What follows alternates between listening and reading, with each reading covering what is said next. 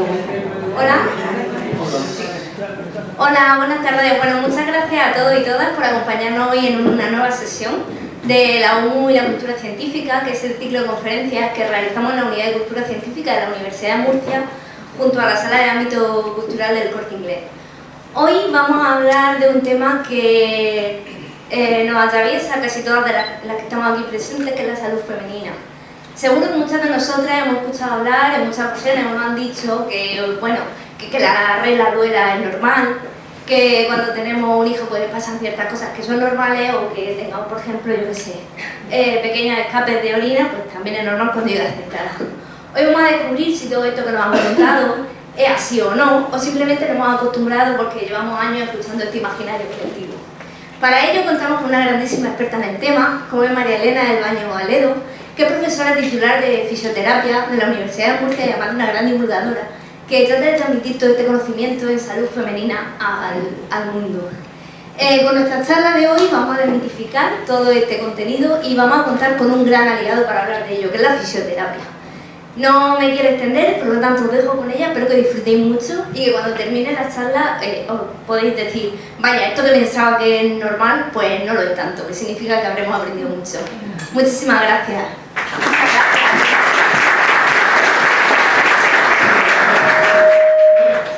Bien, buenas tardes. ¿Se oye bien, verdad? Sí. Bueno, como ha dicho Rocío, yo soy fisioterapeuta y soy profesora en la Universidad de Murcia. Imparto clases en la asignatura de fisioterapia obstétrica y uroginecológica, que se dedica a la atención de fisioterapia de la mujer embarazada y los procesos de salud de la mujer en general. Mis líneas de investigación también van en este campo. Investigo sobre procesos de salud de la mujer y también en desigualdad de género.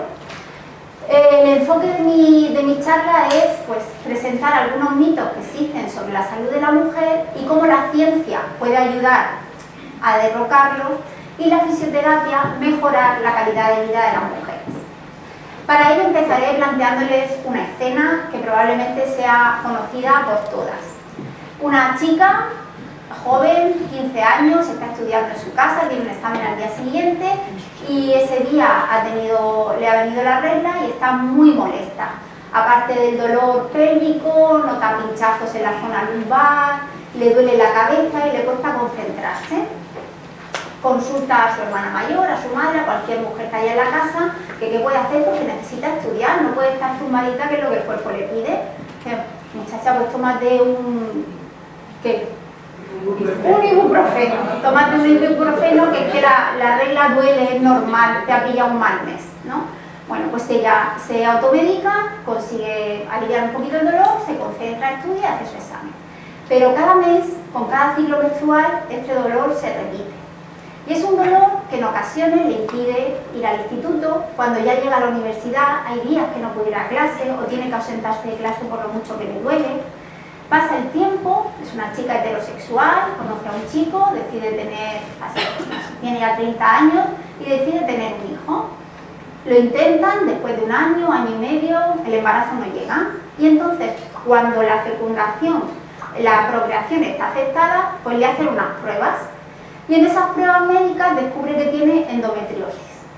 La endometriosis es una enfermedad que afecta a un 10% de las mujeres, aunque como ahora se está estudiando más, probablemente la prevalencia aumente, que significa que el tejido que genera el útero en la cara interna del útero para alojar al óvulo fecundado, y cuando esto no ocurre se descama en la menstruación, pues ese tejido crece fuera del útero, generalmente en estructuras de la pelvis, pero puede crecer en cualquier parte del cuerpo.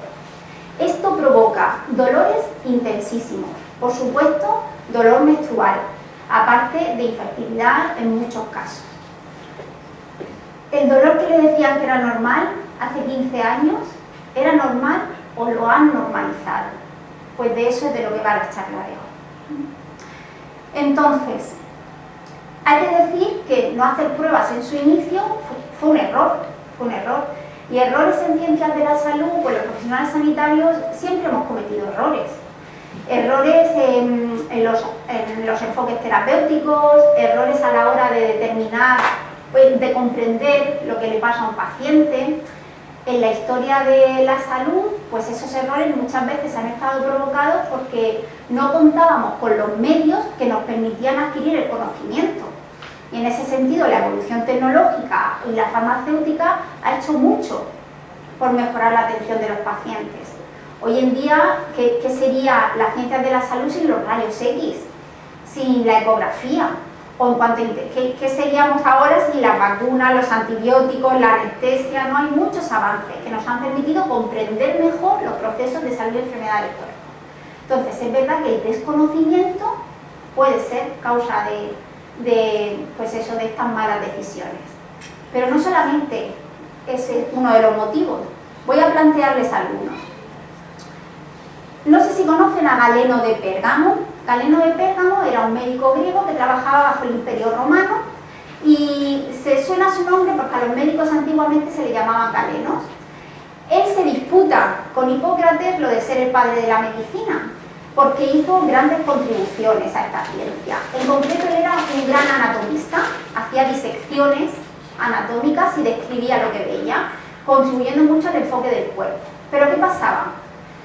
Que en el Imperio Romano abrir cadáveres se entendía que era una ofensa a los dioses y que los dioses podían castigar a los humanos por hacer eso. Por lo tanto, la disección de cadáveres humanos estaba prohibida. Así que Galeno fundamentó todo su conocimiento en la disección de animales. Durante 15 siglos, todo el mundo estudió con los conocimientos de Galeno, con sus aciertos y con sus errores. En este caso, es una creencia mística, ¿no? Una creencia mística y racional la que ha influenciado que hubiera errores en la adquisición de conocimiento.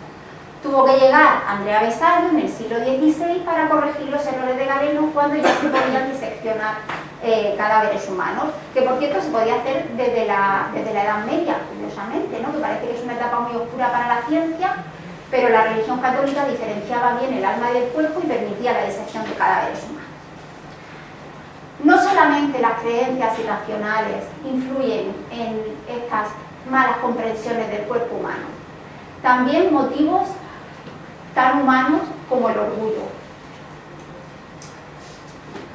Otro caso. Ahora mismo a nadie se le ocurre que un médico, un profesional sanitario, no se lave las manos cuando va a explorar a un paciente o cuando termina de tratar a un paciente.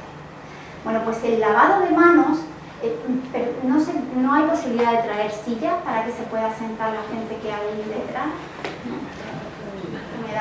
Estoy encantada de que haya habido tanta gente y que interese tanto la charla, pero me preocupa que la charla es larga y estén de pie. No, son jóvenes, son jóvenes. Bueno, decía que el lavado de manos es algo que todos tenemos muy interiorizado, que evita la transmisión de gérmenes, ¿verdad? El contagio de muchas cosas. Bueno, pues eso se lo debemos a este señor, Ignaz Semmelweis, que en el siglo XIX era un médico húngaro que trabajaba en un hospital en Viena. Y en ese hospital había dos paritorios. Un paritorio donde las mujeres eran atendidas solo por matronas y otro donde eran atendidas por médicos en formación. Las estadísticas de mortalidad materna en el posparto eran alarmantes. En el paritorio donde atendían los médicos morían muchísimas mujeres. Se me dijo, ¿qué está pasando? Y entonces se puso a observar. Y observó que esos médicos en formación salían de las salas de disección donde estudiaban anatomía y sin hacer nada pasaban directamente a atender a las mujeres en el parto. Y entonces dijo, todavía la teoría de los gérmenes no estaba muy asentada, pero decía, estos cadáveres en descomposición algo bueno no tienen y se lo estamos pasando a las mujeres embarazadas. Por favor, compañeros, lavaron las manos cuidadosamente con agua y con jabón antes de atender a una mujer en el parto. ¿Cuál fue la respuesta del colectivo médico? ¿Pero qué estamos diciendo?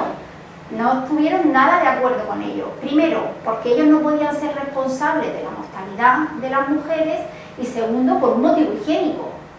Entonces, de hecho, tuvo que llegar Lister después con el método antiséptico para poder darle crédito a las palabras de Semmelweis, que por cierto murió en un psiquiátrico, desquiciado porque nadie le hacía caso.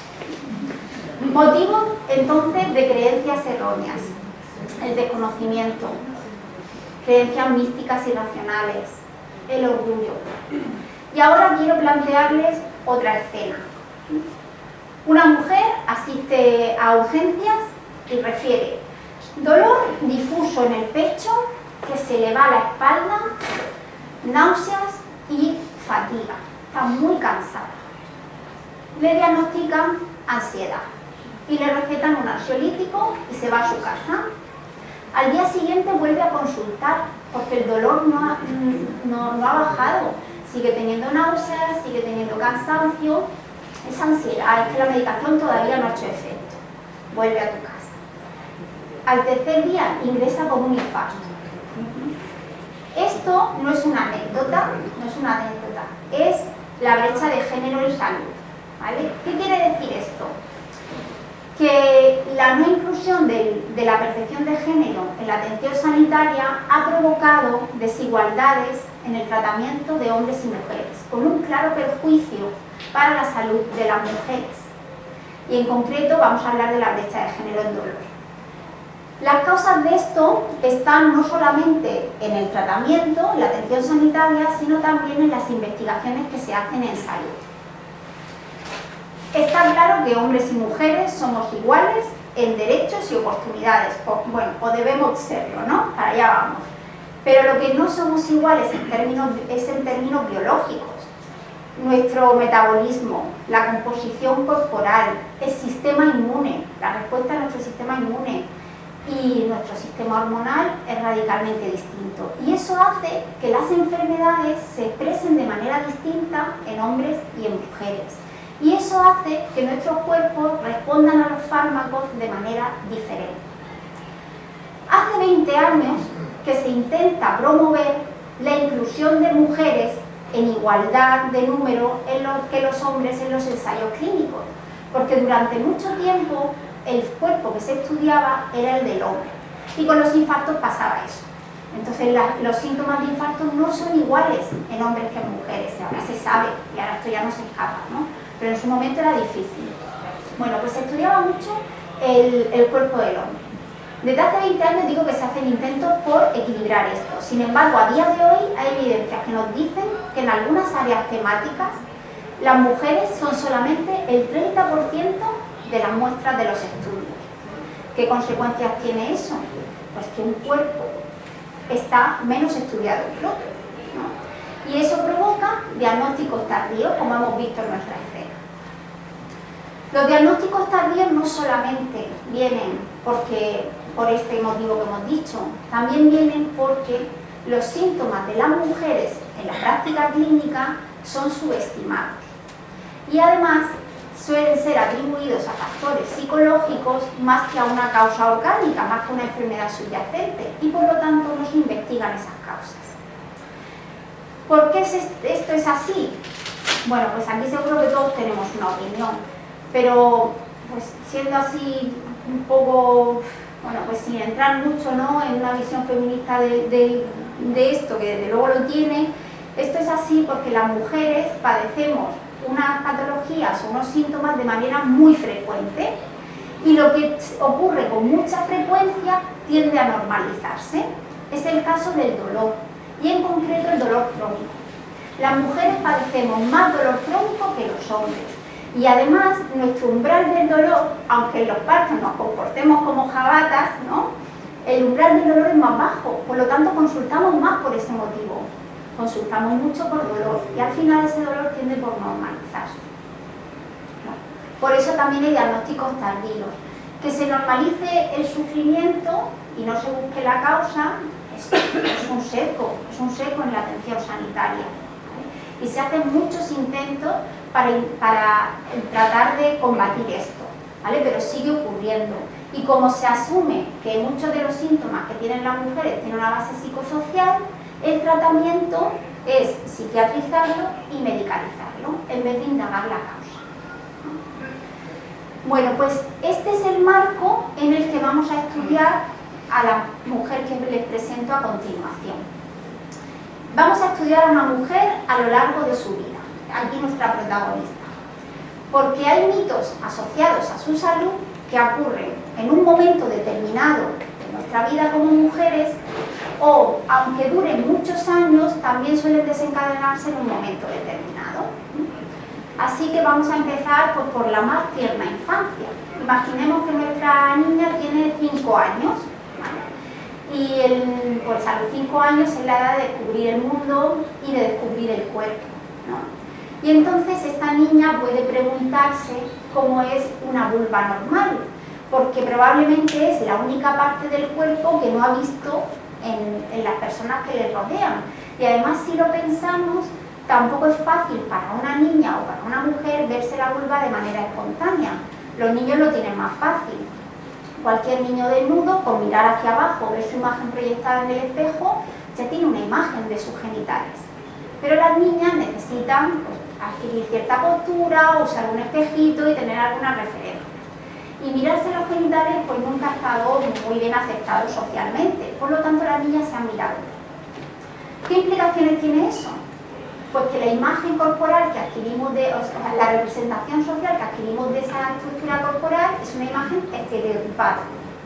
Y la imagen estereotipada que tenemos de una vulva es como pone ahí, y como ven ahí, labios pequeños, labios menores pequeños, simétricos, que cierran la hendidura vaginal y que están cubiertos totalmente por los labios mayores y además sin vello púbico. Esa es como la imagen estereotípica. Porque una niña tiene esas representaciones pues de la fuente de las que puede acceder. Por suerte no creo que ninguna niña de 5 años tenga acceso a películas íntimas, ¿no? Entonces, fuentes, dibujos didácticos, alguna muñeca que como mucho es una hendidura vertical en la muñeca, ¿no? ¿Qué supone esto? ¿Que eso es una vulva normal? La ciencia nos dice que no. Recientemente se hizo un estudio en el que las investigadoras midieron en más de 600 mujeres distintas estructuras de la vulva, el grosor y la longitud y la anchura de labios mayores, labios menores, del clítoris, de la hendidura vestibular, la distancia no vulvar, de un montón de cosas. ¿A qué conclusión llegaron? Que lo normal en la anatomía de la vulva es la variabilidad, porque no hay parámetros numéricos de normalidad. Hay tanta variabilidad que no se puede decir que los labios menores midan 4 centímetros y los mayores 8. El rango es muy variable. Por eso, si nuestra niña tuviera esa referencia, sabría que la mayor normalidad que va a encontrar es ella misma. Si se explorase, podría saber lo que es normal en ella. Y eso es muy importante, y aquí enlazo con la fisioterapia y con la salud, eso es muy importante para nuestra salud. Cuando nosotros conocemos nuestra cara, detectamos las manchas que nos salen. Y entonces, si nos sale una mancha sospechosa, consultamos al dermatólogo, ¿no? Verdad que la espalda no está accesible, pero alguien nos ve la espalda y dice, oye, te ha salido una mancha fea, hay que revisarlo, ¿no? Pues sabemos cómo es nuestra cara y cómo ha cambiado. Pues esto es igual. Si los niños conocieran, y cualquier mujer conociera cómo es su vulva, podría detectar una verruguita,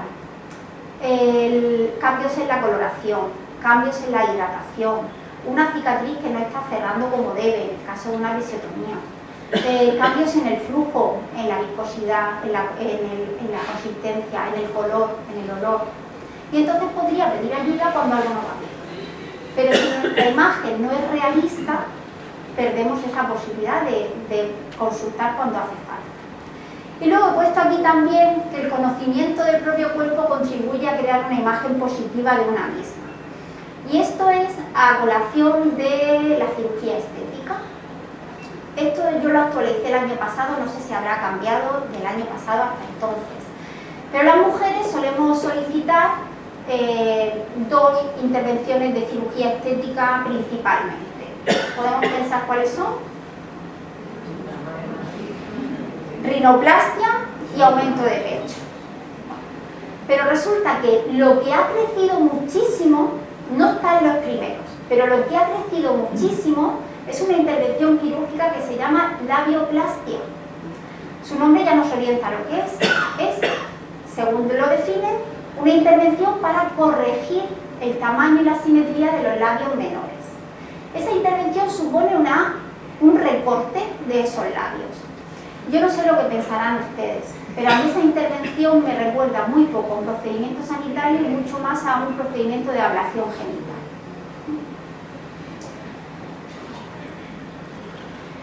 Pues si es difícil tener esta autoimagen de normalidad de algo que está en la superficie, como es la vulva, imagínense tener una percepción de lo que está en profundidad, que son nuestros músculos del suelo pélvico. La musculatura del suelo pélvico es esta estructura, estamos mirando la pelvis por abajo, voy a intentar apuntar aquí, vale, esta es la pelvis y la estamos mirando desde abajo. Aquí tenemos la abertura vaginal y el orificio para la uretra, y esto es el pubis. Todo esto que vemos, bueno, y esto es el esfínter del ano, ¿vale? Todo esto que vemos aquí es nuestra musculatura del suelo pélvico, que tiene varios planos. Tiene un gran músculo que se llama elevador del ano y luego estos músculos pequeñitos que hablaremos luego de ellos y de su función, los músculos perineales superficiales y otros profundos. Además tiene un sistema ligamentoso, tiene un sistema de fascia, que son como unas láminas planas terminosas. Más que un suelo, no, le decimos suelo pélvico porque es algo que está muy difundido, pero un suelo es duro, es rígido. Y esto no, esto se parece más a un diafragma, como el diafragma que nos permite respirar. Es un diafragma que tenemos cerrando la parte inferior de la pelvis. Este diafragma es fundamental para nosotros, hombres y mujeres. Sostiene las vísceras pélvicas en su posición. En el caso de la mujer, sostiene vejiga, útero y el recto. Pero además, los músculos más los músculos más centrales se encargan de cerrar los orificios, por lo tanto garantizan funciones tan importantes como la continencia urinaria y la continencia fecal o de gases, de heces o de gases, ¿verdad? Bueno, pues en las consultas de fisioterapia del suelo pélvico, el paso cero de cualquier tratamiento es enseñar a las mujeres dónde está esa musculatura y cómo se contrae, cómo se realiza una contracción de la musculatura, porque muy pocos tenemos conciencia de esos músculos, que son músculos voluntarios que podemos contraer a voluntad. Sin embargo, desconocemos muy poco de ellos y es muy importante controlarlos. ¿Es difícil porque somos torpes? No, es que nos lo ponen muy difícil, por varios motivos. Tenemos baja propiocepción de esa musculatura. La propiocepción es la capacidad de notar cómo está tu cuerpo en el espacio sin necesidad de mirar, ¿no? Pues tenemos muy baja propiocepción de ese suelo pélvico, primero, porque no moviliza ninguna articulación. Si ustedes quieren contraer el bíceps, ¿vale?, el músculo del brazo, ven que flexiona el codo, ¿vale?, mueve una articulación y notan que mueve una articulación, pues ya tienen percepción de ese músculo. Pero el suelo pélvico no tiene esa función, es de sostén y continencia y función sexual, luego lo veremos, pero no tiene que movilizar ninguna articulación, entonces no percibimos esos cambios. Además, no tiene grandes variaciones de tono. El tono en un músculo es la tensión. Ahora mismo ustedes están sentados, yo estoy de pie y ahora mismo voy a hacer una contracción de mis cuádriceps, de los músculos del muslo. Yo lo hago y no hay ningún movimiento, ¿vale? No lo hago. Así hay movimiento, aquí no. Ustedes están sentados y pueden contraer sus glúteos, ¿vale?, endurecer las nalgas sin generar ningún cambio de movimiento. Es un cambio de tono del reposo a la contracción, ¿vale? Esos cambios de tono, esas oscilaciones tan amplias en el suelo pélvico no ocurren, porque el suelo pélvico tiene que mantener un tono constante. Necesitamos que esté la musculatura activa para mantener las vísceras en su posición. Se contrae cuando tenemos que hacer un esfuerzo extra, por ejemplo una tos, entonces se contrae para que no se nos escape el pipí. Pero en general hay muy pocas oscilaciones de tono, tampoco tenemos esa información.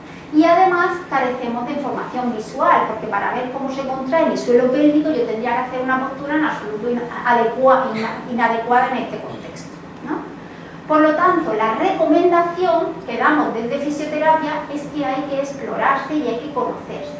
Y a las mujeres que vienen a consulta de suelo pélvico, la primera tarea es: ve a casa, coge un espejito y mira, reconoce tu vulva y mira cómo se contrae el suelo pélvico, porque a través de la piel vas a ver qué pasa. Y si tocas, pues todavía vas a tener más percepción. Pero tenemos que reconocer esa musculatura para poder tenerla fuerte, tónica, activa, ¿de acuerdo?, resistente, que es lo que queremos con cualquier otro músculo del cuerpo.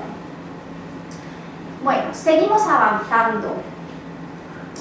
Nuestra chica llega a los 9 años, entre los 9 y 15 años, ¿vale? Es la edad en la que puede llegar la primera menstruación, la menarquia. Le llega la primera menstruación y al cabo de unos meses, cuando los ciclos ya son regulares, al principio no, pero cuando los ciclos ya son regulares, se queja de dolor. Es el primer caso que hemos puesto, le duele. Y entonces escucha el siguiente mito, es que duela la regla es normal, ¿no? Bueno, pues que duela la regla no es normal y de hecho tiene nombre, y se llama dismenorrea. Mira qué feo, dismenorrea, ¿eh? Pues se llama así. Y no solamente se acompaña de dolor, es dolor pélvico, pueden aparecer cambios de humor, cansancio, dolor de cabeza, ¿os va sonando? Cambios en el patrón intestinal, generalmente hacia la diarrea, incluso náuseas, vómitos, y hay mujeres que sufren síncopes, pierden la conciencia del dolor. Hay causas que provocan esto, puede ser primaria o secundaria. La primaria es cuando no hay ninguna enfermedad subyacente que provoque estos síntomas. En ese caso se dice que la causa de dismenorrea primaria es, estos son unas palabras así, secreción endometrial de prostaglandinas. Lo que quiere decir es que la capa del endometrio, esta que se debe desprender durante la menstruación, genera unas sustancias que son las prostaglandinas que favorecen las contracciones uterinas. Y esas contracciones uterinas son necesarias para vaciar de endometrio, para que el endometrio sea expulsado. Pero generan muchas prostaglandinas, además vasoconstrictoras, ¿vale? De las malas.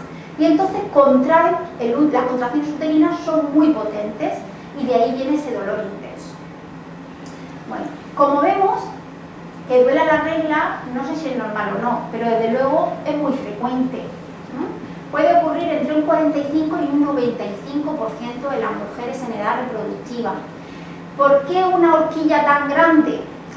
Porque los casos de dolor más leve son más frecuentes, de ahí ese 90, superior al 90, y los casos de dolor más intenso son menos frecuentes, claro, por ahí el 45, ¿no? Bueno, es algo que ocurre mucho, pero como está normalizado, pues no se consulta al médico. Aparte de la dismenorrea primaria está la secundaria es la que sí que hay una enfermedad subyacente. En este caso, tiene algunas pistas que nos indican que algo no va bien. La dismenorrea primaria es esa que te duele mucho el primer día, pero conforme sigue la regla, el dolor va desapareciendo. En la dismenorrea secundaria el dolor se intensifica, siendo muy elevado el segundo o tercer día. Y además se repite ciclo a ciclo.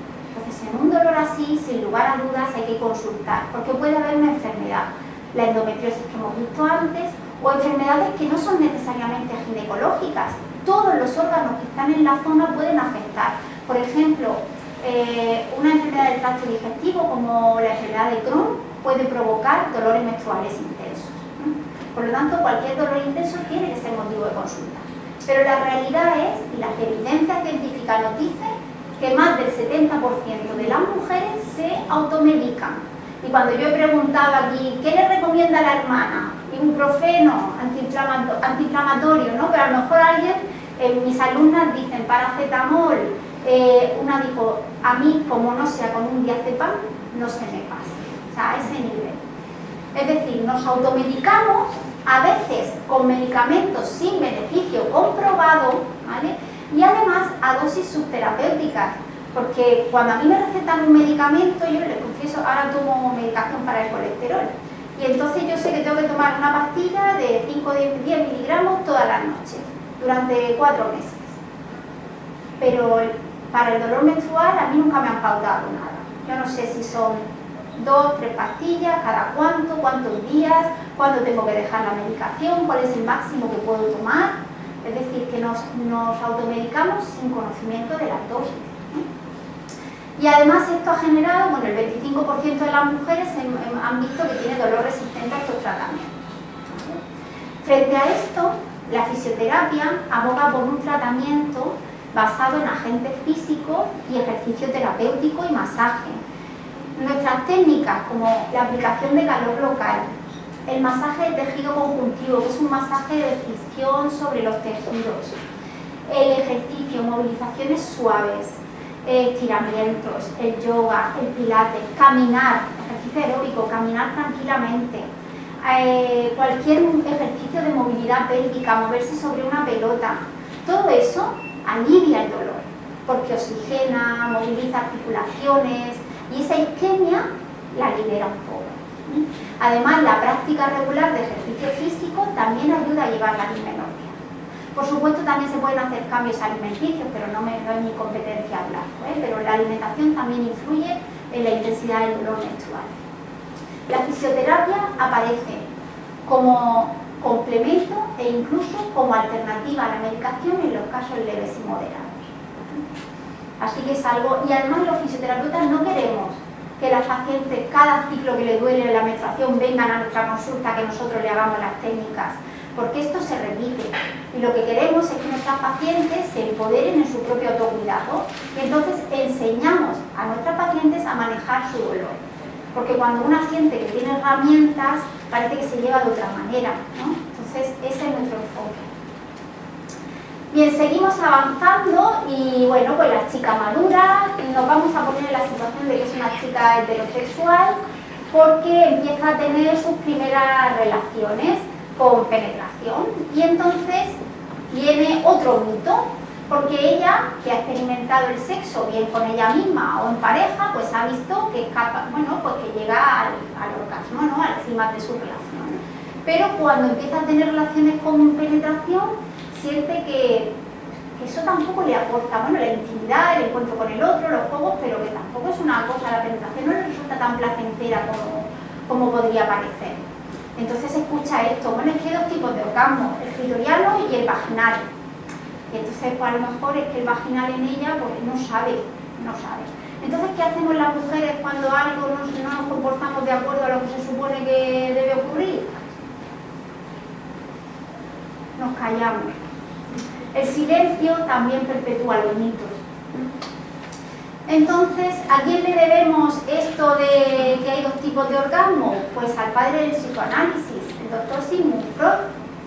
Él decía que el orgasmo clitoriano, y además el clítoris en esos tiempos era este puntito de aquí, ¿no? que el orgasmo clitoriano era propio de mujeres inmaduras, de niñas jóvenes, y que cuando una mujer maduraba, ya llegaba a la adultez, estaba preparada para plantarse en el mundo, tenía orgasmos vaginales. Creo que esto en sus seguidoras provocó algunas alteraciones. Hay una descendiente de Napoleón Bonaparte, Marie Bonaparte, que era seguidora de Sigmund Freud, que intentó hacer una intervención quirúrgica para aproximar el clítoris a la vagina a ver si funcionaba, porque esto no ocurría así. Bueno, pues tuvo que llegar una doctora, la uróloga Helen O'Connor, una uróloga australiana, en los años 90. Aquí hay chicas muy jóvenes del siglo XXI, pero los años 90 están ahí mismo. En los años 90 que describió la anatomía completa del clítoris. Hasta los años 90 no estaba representada esta imagen. Es cierto que creo que por el siglo XVI hubo un anatomista que sí lo describió, pero eso se tapó. Que el clítoris era tan grande como ahora se sabe, es algo que se ocultó. Y fue descrito en los años 90 y publicado en 2005 o así. Bueno, aquí tenemos un esquema del clítoris donde vemos que el puntito que señalaba Sigmund Freud como clítoris es apenas la cabeza, el glande, es la porción visible, ¿vale? Pero el clítoris tiene todas estas estructuras que son cuerpos vasculares dilatables, ¿vale? Como los cuerpos cavernosos y esponjosos del pene, pues los cuerpos cavernosos y esponjosos del clítoris, ¿vale? Y que además han contado las terminaciones nerviosas que tienen. Resulta que un estudio, se decía que tenía 8.000, que ya me parecen muchas, pero es que un estudio reciente dice que tiene más de 10.000 terminaciones nerviosas. Es la estructura anatómica que más terminaciones tiene en densidad, en espacio, ¿no? Por superficie. Y además se ha estudiado que es un órgano que tiene solo una función. ¿Cuál es? El placer, solo una. Bueno, pues, ¿qué tiene que ver la fisioterapia con el orgasmo? ¿No? Pues resulta que aquí tenemos nuestro clítoris colocado en su posición anatómica. Estamos viendo la pelvis desde abajo, hemos quitado los músculos, pero seguimos con nuestro orificio vaginal, nuestro orificio uretral. Este es el glande y aquí tenemos los cuerpos cavernosos pegaditos a estas ramas óseas y aquí los bulbos esponjosos a ambos lados de los orificios. Y todas estas estructuras están cubiertas por músculos. Esos músculos perineales superficiales que yo les decía, tienen función sexual, y ahora lo veremos. Estos músculos no tienen otra función que la función sexual. Son responsables de garantizar que durante la excitación todas estas estructuras se llenan de sangre y se mantiene la sangre ahí para mantenerse en tumefacción. La erección del pene, pues la tumefacción de los órganos genitales femeninos. Y cuando llega el orgasmo, se contraen a una velocidad espasmódica de unos 10-12 contracciones por segundo. Ayudan a vaciarlos y provocan el placer. De hecho, no se contrae solo estos, sino toda el suelo pélvico. Es una plataforma orgásmica. Pues unos músculos del suelo pélvico tonificados, fuertes, resistentes, sin rigideces, sin adherencias, darán mejor salud sexual a las mujeres. Y la fisioterapia puede contribuir a ello. Ahora veremos cómo, porque hay otro mito relacionado con esta vida sexual de nuestra paciente, que es que a veces la penetración duele y es normal, ¿no? Esto, que la penetración duela al principio es normal, luego ya no. O que la penetración duela a veces es normal. O he escuchado mucho en nuestras pacientes, después del parto que la penetración duela es normal, es que has parido. Pues el sexo nunca debe de doler, ¿no? Y la penetración nunca debe de doler. Entonces, no hay que normalizar ese dolor, yo creo que esto ya no lo sabemos como un mantra, no hay que normalizar ese dolor y hay que buscar las causas. ¿Cuáles son las causas de que duela la penetración? Bueno, lo primero que hay que plantearse es si le estamos dando tiempo al cuerpo para que reaccione. Estamos en el marco de una relación heterosexual, ¿vale? Entonces, necesitamos que ocurran unos cambios en los órganos genitales para que esa penetración no sea dolorosa. Igual que el hombre necesita la erección del pene para poder realizar la penetración, la mujer necesita pues la unificación de todas las estructuras con la lubricación vaginal para permitir esto, ¿no? Bueno, entonces lo primero que habría que preguntarse es eso. ¿Por qué? Porque es muy frecuente que los problemas en la penetración ocurran por descoordinaciones en una pareja heterosexual. Y es que ya lo describieron en los años 60, la respuesta sexual humana, Master y Johnson, fueron una sexóloga y un médico que estudiaron la respuesta sexual humana. Esta es una respuesta, es verdad que es muy lineal y está un poco obsoleta, pero me sirve para explicar esto que quiero ejemplificar. Aquí tenemos una gráfica de tiempo y nivel de excitación, ¿vale? Durante el sexo, durante una actividad sexual, ocurren varias fases, las mismas en el hombre que en la mujer. Una fase de excitación, una fase de excitación, una fase de meseta. En la fase de excitación se producen cambios físicos, ¿no? Lo que sabemos, aumenta la frecuencia cardíaca, erección de los pezones y a nivel de las genitales, pues la erección del pene, lubricación de la vagina, etc., ¿vale? Pues la fase de excitación. La fase de meseta, que es donde los cambios se intensifican, y luego la fase de orgasmo y la resolución. Y aquí la mujer tiene algunas variantes. Puede tener un orgasmo intenso, puede tener varios orgasmos, puede tener un orgasmo menos intenso pero mantenido en el tiempo, o puede terminar sin orgasmo, ¿de acuerdo? Pero no más allá de esto, quiero que nos fijemos en el tiempo. Cuando el hombre ya está listo para la penetración, la mujer no ha empezado a quitarse la ropa. Lo primero que hay que coordinar, lo primero que hay que comprobar es eso. Es exagerado, pero es cierto que el modelo de respuesta sexual femenina ha sido redefinido y, entre otras cosas, nos ha enseñado varias. Primero, que la mujer necesita unas condiciones previas de intimidad para desarrollar la excitación. Es como que nuestro sistema simpático, que es el que nos mantiene en alerta, necesitara más condiciones para poder anularse y dejar que progrese el sistema parasimpático, que es el que nos permite hacer todo esto de la excitación y todo. Para ello necesitamos estar en un entorno íntimo, con una persona que nos dé seguridad, sabiendo que no nos van a interrumpir, que no nos van a sorprender, que no vamos a vivir ninguna experiencia desagradable. Y luego además hay otra característica, y es que las mujeres, las buenas experiencias sexuales nos hacen ser más activas buscando sexo, pero las malas experiencias experiencias sexuales nos hacen perder el interés. ¿Vale? Hay una respuesta cíclica humana que está descrita recientemente que habla de eso. Entonces, no nos comportamos igual en los tiempos, no nos comportamos igual en las condiciones. Lo primero que habría que asegurar es eso. Que puede haber problemas de lubricación que no esté debido a una falta de coordinación, también, y hay que indagar. Por ejemplo, mujeres que hayan recibido tratamientos de quimio o de radioterapia, tienen problemas de lubricación vaginal. Mujeres en el posparto, mujeres en la lactancia, sobre todo con la lactancia materna, mujeres que tomen píldoras anticonceptivas, también hay una reducción de la lubricación. Entonces todo eso hay que ver si está ocurriendo, ¿no? Y podría explicar esto. Pero si no hay ningún problema ahí, estamos hablando de un problema real de salud, se llama dispareunia. El dolor en la penetración se llama dispareunia.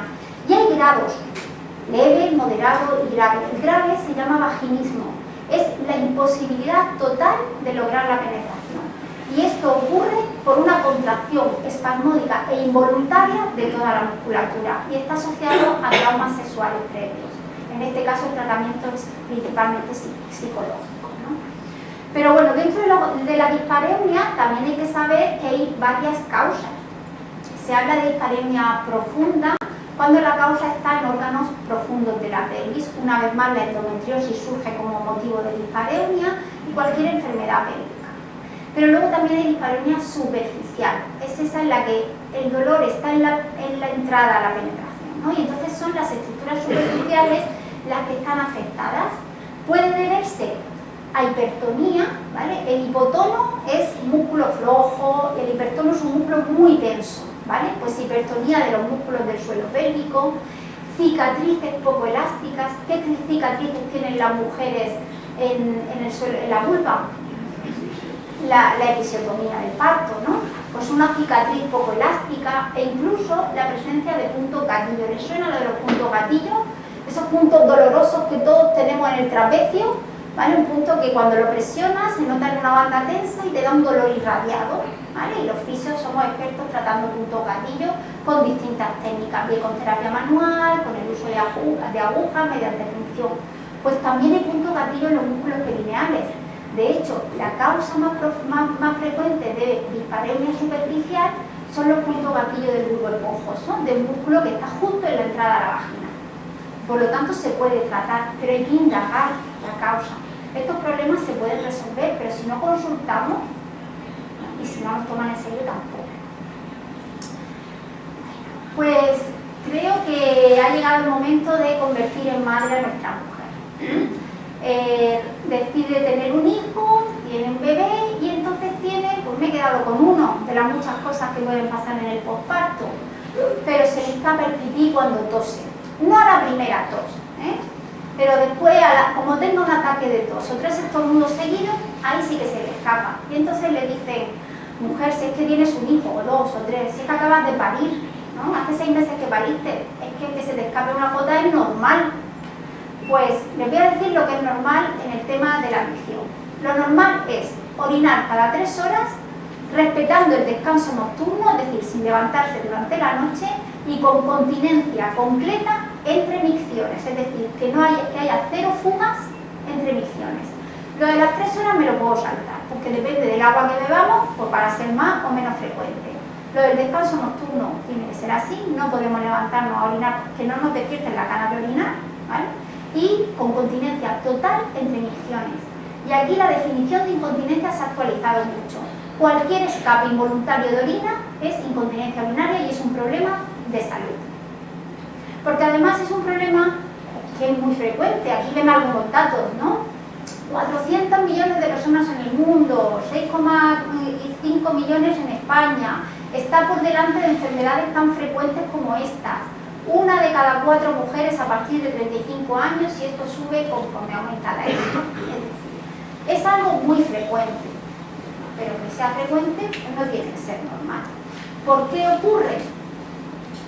Ocurre porque el suelo pélvico está debilitado, ¿vale? Está debilitado. Se debilita, pues aquí las mujeres tienen hasta 7 veces más posibilidades de tener incontinencia urinaria que los hombres, porque el embarazo y el parto son factores de riesgo para padecer esto. Hay quien dice, bueno, pero es que yo he parido por cesárea, tiene una cesárea, entonces claro, no ha salido por ahí la cabeza. Ojo, el embarazo ya es un factor de riesgo para tener incontinencia urinaria. Por lo tanto, cualquier pérdida involuntaria de orina debe ser explorada por un profesional y valorada por un profesional, porque podemos hacer mucho, ¿vale? Cuando se escapa ante un esfuerzo se llama incontinencia urinaria de esfuerzo, ¿vale? Y la fisioterapia es una opción efectiva y segura de tratamiento. Hacemos entrenamiento de la musculatura, aquí están los ejercicios de Kegel, pero podemos hacer un montón de cosas más. Los hipopresivos, un trabajo en tronco de eutonía, bueno, el biofeedback, ¿vale? Le damos a la mujer información visual de cómo activa su musculatura. Podemos usar electroestimulación también de manera segura en el suelo pélvico para evitar estas fugas. Y es importante tratarlo en cuanto aparece, porque con la edad o con el sobrepeso, el tabaquismo, es decir, hay un montón de factores que perpetúan los síntomas. Y no podemos vivir pensando que nuestra vida está limitada a llevar colectores de orina. Se debe de tratar. Bueno, pues pasa el tiempo y nuestra mujer llega a los 50 años y aparece la menopausia, ¿no? Entonces, bueno, pues ya estamos en la menopausia, hay que aguantar, ¿no? Es lo que hay, la menopausia es lo que hay. La menopausia es el cese permanente de la menstruación en la mujer, marca el fin de la etapa reproductiva. Hemos llegado a la menopausia cuando estamos 12 meses sin menstruación. Suele ocurrir entre los 45 y 55 años, la media está en torno a los 51. Y es un proceso natural, no es una enfermedad, es verdad, pero en la menopausia no solo ocurre la pérdida de menstruación. Hay muchos síntomas, muchos cambios físicos y emocionales que acompañan a esta transición. Aquí algunos: aumento de peso, por supuesto las reglas se vuelven irregulares, cambios corporales, empiezan esos dolores en las caderas, dolores que no habías tenido nunca, los sofocos, cambios de humor. Bueno, la sequedad vaginal, ya no se habla de atrofia urovaginal, se habla de síndrome genitourinario de la menopausia. En realidad lo que ocurre es que todo esto se debe a un descenso de nuestras hormonas, los estrógenos. Bajan los estrógenos y los estrógenos no afectan solo a los órganos sexuales, afectan a todo. Hay pérdida de masa ósea, vemos cómo se altera el patrón del sueño, la pérdida de cabello. Bueno, pues menos a lo del cabello, la fisioterapia puede ayudar a todo. Es verdad que con lo del cabello no tenemos nada que hacer, pero sí que puede contribuir. La fisioterapia es una gran aliada de la mujer en menopausia, porque la menopausia es inevitable, pero sufrirla no. Entonces, dolores articulares se tratan desde la fisioterapia. El control del peso y la regulación del sueño con actividad física. El síndrome genitourinario involucra no solamente esa sequedad, que es cuando hay menos lubricación vaginal, la mujer refiere picor, escozor, dolor en las relaciones sexuales, pero además hay síntomas urinarios también. Si aparece una cosa que a lo mejor nos suena alguna, que es la urgencia miccional, es esa sensación de que tienes que ir rápidamente al baño porque si no vas a hacerte pipí encima. No ocurre, pero tú tienes la sensación de que va a ocurrir, ¿no? Esa urgencia miccional también se trata desde la fisioterapia con neuromodulación. Entonces, tenemos muchas herramientas para hacer la menopausia más llevadera. Bueno, voy terminando ya y volvemos a ver a nuestra protagonista a lo largo de su ciclo vital, donde en algún momento de su vida le han dicho que lo que ocurría era normal. Ahora sabemos que es frecuente, es común, es compartido por muchas, pero que nunca debe ser normalizado. Y que un sistema que no mira por igual a todos los cuerpos es un sistema discriminatorio. Por lo tanto, mi pregunta para terminar yo creo que la cambiaría. Más que si esto es normal, diría qué podemos hacer para dejar de normalizarlo. Pues ya está aquí lo que yo les tenía que contar. Estoy abierta a responder las preguntas que deseen hacerme.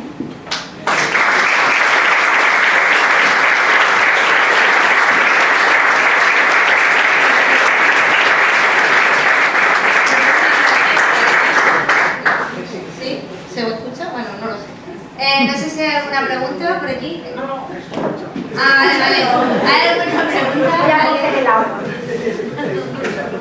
Sí, ¿no? No sé si alguien tiene alguna cuestión por allí. La verdad que muchas preguntas. Bueno, tengo dos de momento, pues empezaré por la primera.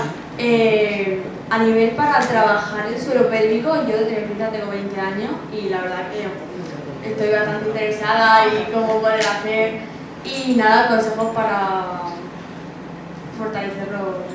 Consejos cotidianos. Sí. Bueno, lo primero es que uno tiene que tener como de manera autodidacta al principio, porque entiendo que tú no tienes ningún síntoma que te haga pensar que tienes fugas de orina, que el suelo pélvico no funciona correctamente. Entonces tú deberías de tomar conciencia de esa musculatura. De momento es suficiente. Notar cómo se contrae, notar para ello, nosotras aconsejamos, como he dicho, poner un espejito, pero también tocar. Justo delante del ano tenemos un punto, que es el centro tendinoso del periné, que nos da mucha información. Lo presionamos y notamos cómo está el tono. Al principio da un poco de repelús, pero esto hay que hacerlo, lo hacemos para limpiarnos, para todo, ¿no? Entonces presionamos y tú notas cómo está el tono de esa musculatura. Introduces un dedo en tu vagina, contraes y notas cómo se cierran los músculos en torno al dedo, notas cómo asciende, qué es lo que debe hacer un suelo pélvico. El suelo pélvico tiene que cerrar el orificio y provocar un ascenso. Entonces, uno percibe eso. Cualquier ejercicio que hagas, si haces alguna práctica de ejercicio, deberías de integrar el suelo pélvico en la contracción. Cualquier levantamiento de peso debería de partir. Bueno, hago ballet y se trabaja mucho la Claro, sí. Tenemos una profesora que hace ballet, una fisioterapeuta que también es bailarina y ella lo integra muchísimo. La contracción del suelo pélvico tiene que ir acompañado de cualquier esfuerzo. El suelo no es solo el suelo pélvico, ¿vale? El suelo pélvico trabaja muy en conjunto con un músculo del abdomen, que es el músculo más profundo de la pared abdominal, que es el transverso. Entonces es coordinar mucho la acción de los dos. Eso va a ser muy protector, muy protector. En principio eso sería suficiente a tu edad. Lo que nosotras recomendamos es que en cuanto aparezca algún síntoma, se consulte, que no se cambie. Y después de un parto, pues hacerse una revisión cuando llegue el momento, si es lo que quiere. Vale, gracias.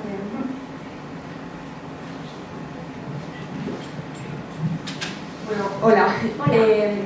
Yo, por ejemplo, con la regla me duele muchísimo, o sea, que me voy a morir, ¿no?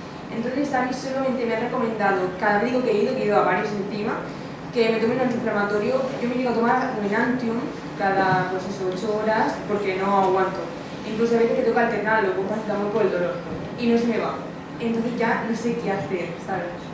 Tú necesitas un análisis en profundidad, o sea, a ti te tienen que hacer un estudio. ¿Y eso cómo lo pido? O sea, voy directamente y le digo, hazme un estudio de esto, ya está. Tu médico de familia debería derivarte al sistema público. Dentro del sistema público, tu médico de familia debería derivarte a ginecología.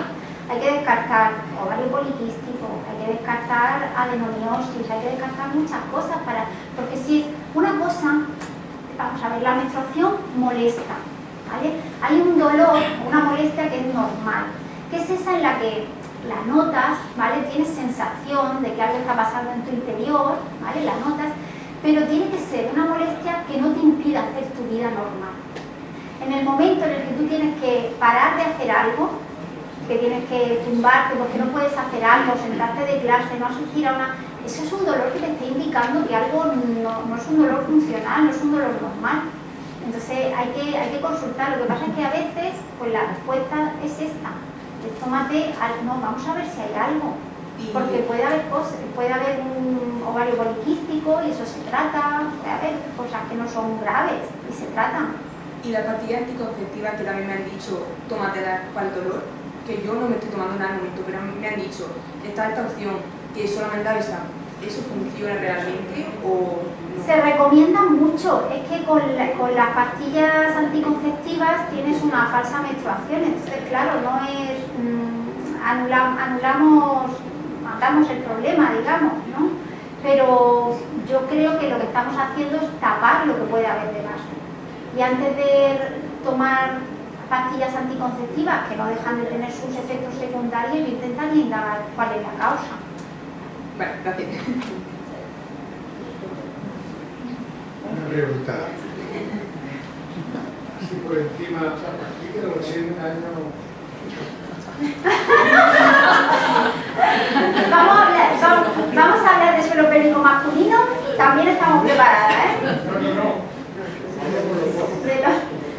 partir de los 80 años, ¿cuál es la pregunta? ¿Hay vida después de los 80? Pues lo que ustedes quieran, lo que ustedes quieran.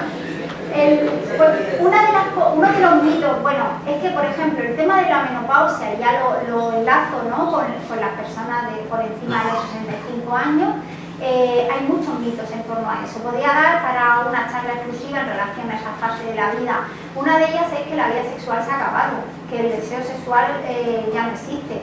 Entonces, eso no es así. Yo creo que todo se redefine y que uno disfruta de todas sus funciones sexuales en todas las edades, ¿no?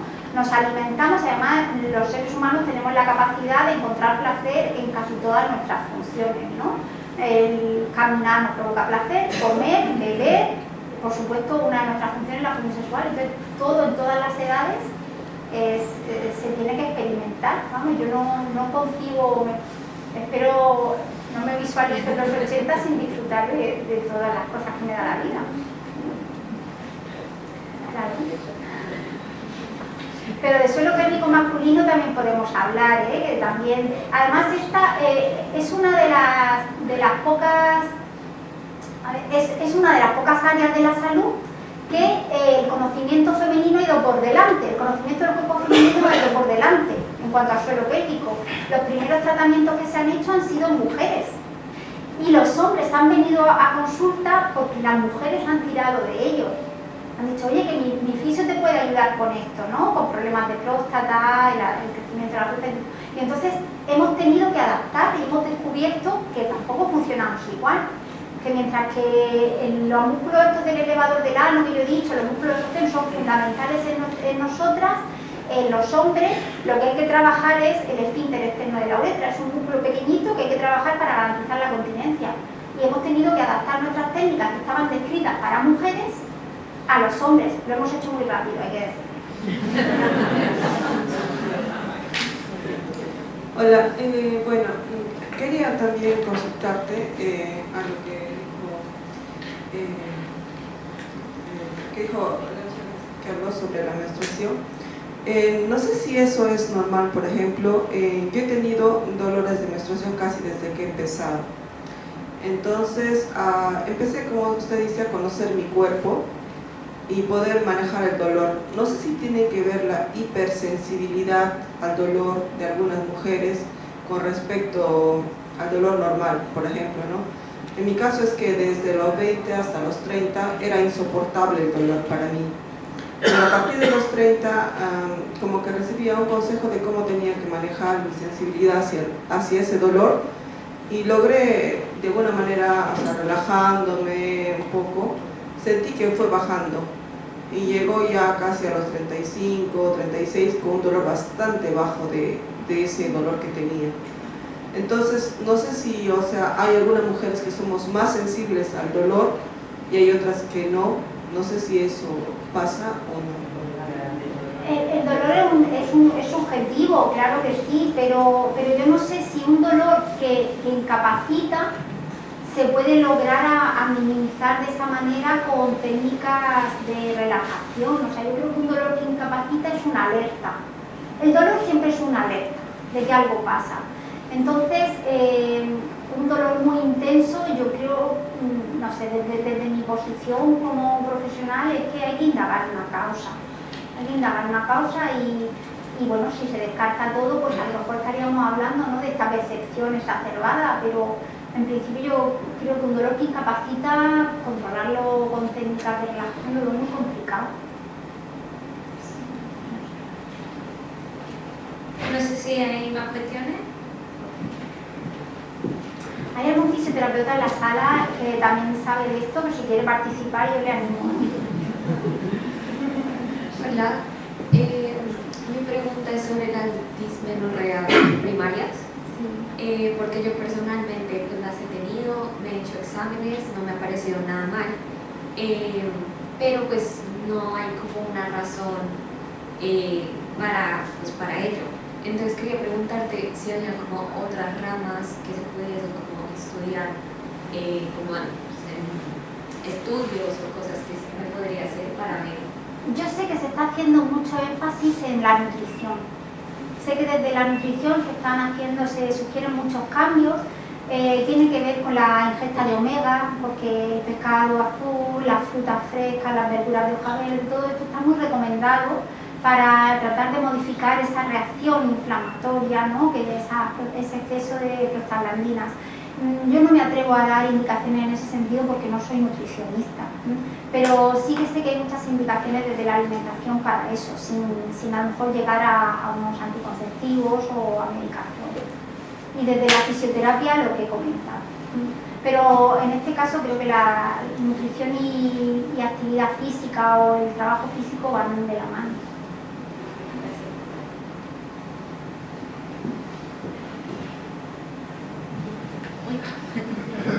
Estamos solicitados hoy con preguntas. Hola, gracias por la charla. Me parece un tema bastante importante y sencillo. Y yo te quería preguntar por otro mito que no sé si lo ha mencionado o que no.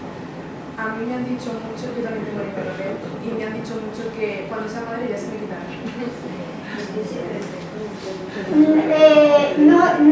No es un mito, o sea, es verdad que el dolor menstrual es muy agudo en personas jóvenes. De hecho todos los estudios están hechos aproximadamente entre los 18, no porque las chicas más jóvenes no padezcan dismenorrea, sino porque los estudios generalmente no se incluyen a menores de edad, ¿no? Pero bueno, desde que sus ciclos ya son regulares, si tienen la regla a los 12, ponte los 12 y medio, 13, ¿no? Hasta los 25 se suelen incluir a las mujeres, 25, 30 años, ¿vale? Entonces, en realidad no sé si el tema del embarazo es algo que influye para aliviar ese dolor o es el paso del tiempo. Eso podría ser cualquiera de las dos cosas. Pero es verdad que todos los estudios sobre dismenorrea están hechos en población de chicas jóvenes, de vuelta edad. Entonces, mejora con el tiempo.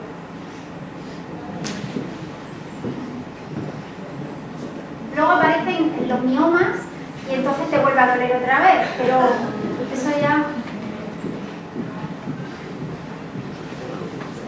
Pues nada, soy yo otra vez. A ver, lo que te preguntaba antes del suelo pélvico, que bueno, esto es un poco más personal.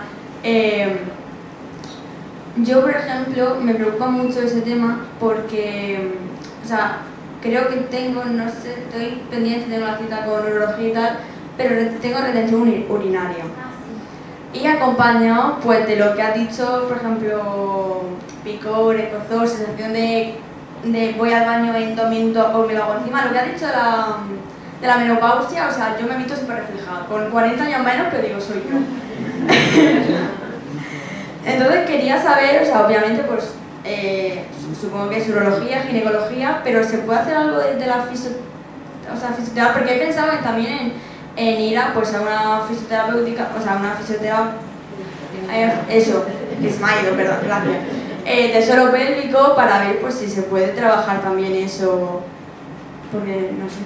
Mira, por lo que cuentas, esa sensación de que no vacías del todo la orina se puede cuantificar en un residuo condicional, ¿vale? Te da más orina, entonces eso claro, no es bueno, porque además hay más riesgo de infecciones, porque hay orina acumulada más tiempo. Si has tenido infecciones recurrentes, toda la capa de la vejiga, el músculo de la vejiga que se llama detrusor, ese músculo se irrita, ¿vale?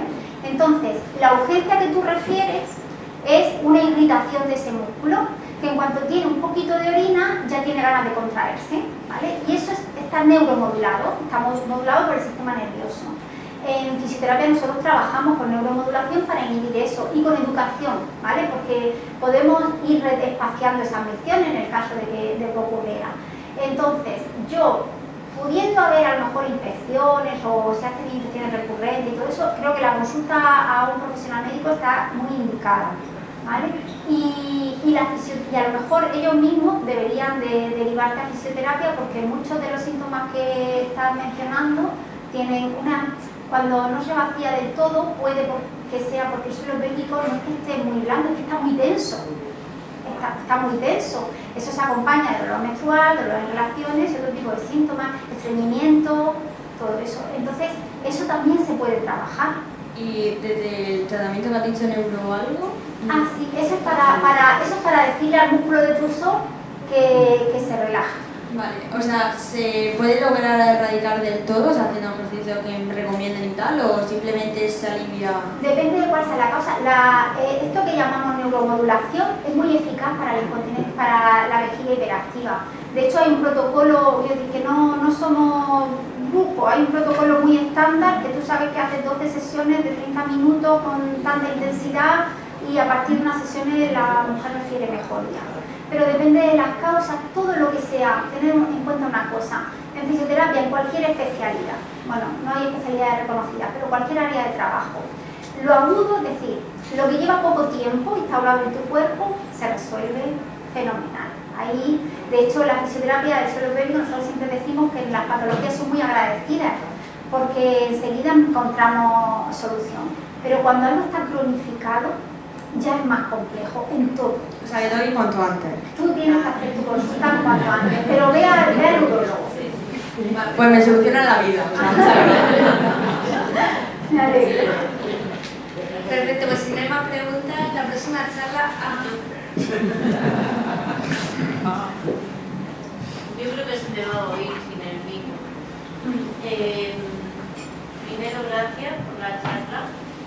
Y segundo, en la medida que tú conoces, ¿hasta qué punto está concienciada los profesionales médicos de que eso no es un mito? Me explico.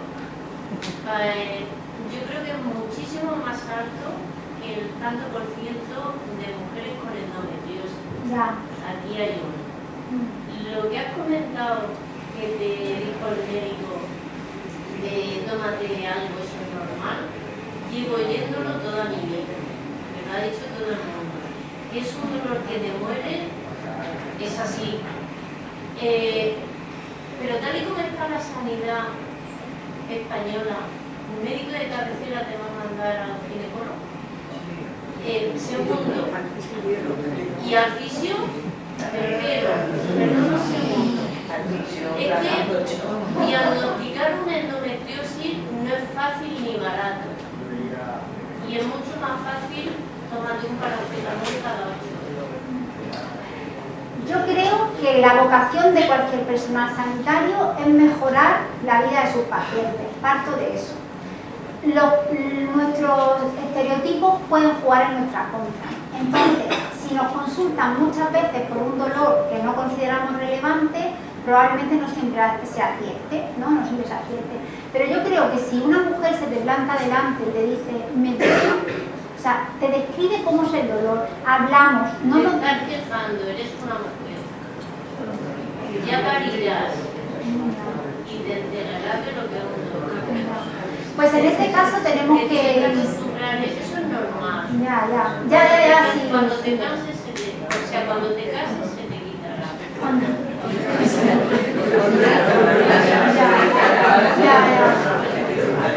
Sí.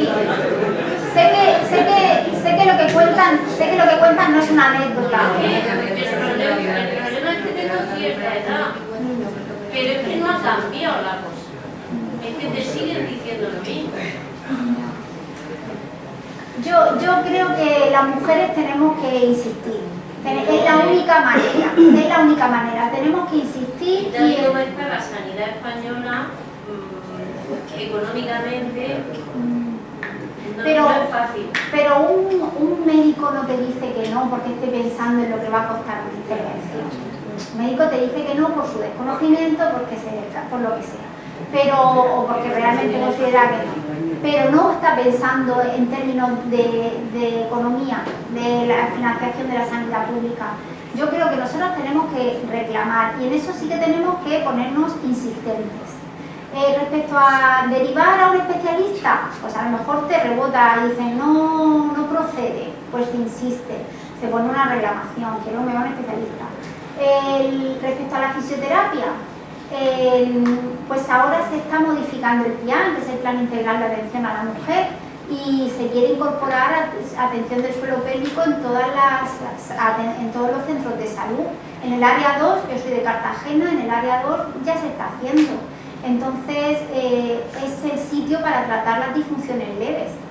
O sea, ojalá, yo claro que abogo porque haya más fisioterapeutas en atención primaria tratando este tipo de disfunciones, porque descargaría mucho a la atención especializada que ve grandes cirugías, postcirugías de endometriosis, etcétera, etcétera. Y claro, luego está la sanidad, pues eso, los fisios privados, pero vamos, yo creo que la puerta tiene que ser la sanidad pública. Y insistir, ponerse pesado, porque si no, no lo van a oír. Pues muchísimas gracias, María Elena, muchísimas gracias a todos por asistir. A vosotros. Y bueno, la siguiente charla del 30 de abril hablaremos de